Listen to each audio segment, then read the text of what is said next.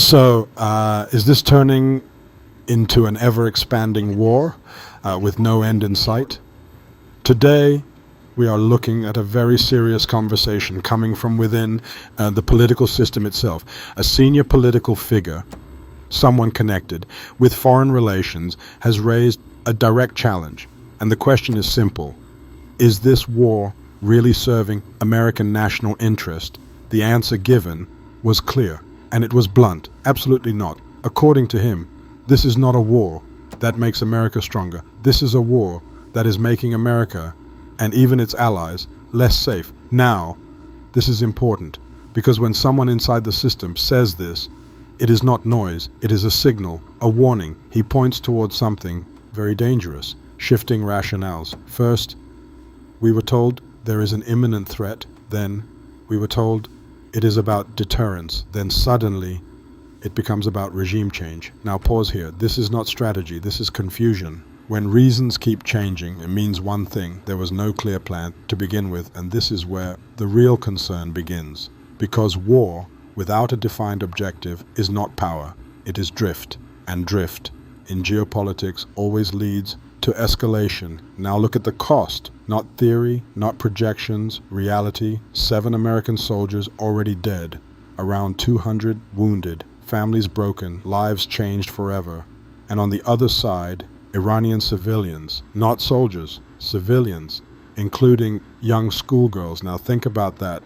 This is not a controlled operation. This is not precision. This is chaos beginning to unfold.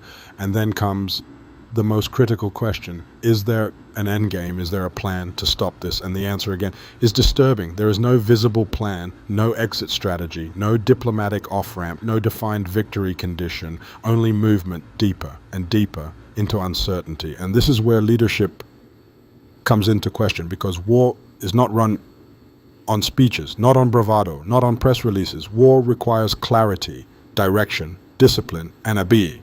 And above all, an end state. Without that, every step forward is actually a step into the unknown. Now, some voices argue this is necessary to protect allies, to stop nuclear threat. But here comes the counter. This same justification has been used for decades. And what has it produced? More instability, more fragmentation, more unintended consequences, and now a direct confrontation that nobody clearly voted for. So the argument is simple. Protecting allies is important, but pulling the entire region into fire is not protection, it is escalation. And escalation has its own logic. Once it starts, it does not ask for permission. Now, what is the way forward? The recommendation given is very clear. First, stop the strikes immediately. Second, open real diplomacy, even if it is indirect, even through third parties, because sometimes enemies do not talk directly, but messages still travel. Third, bring accountability.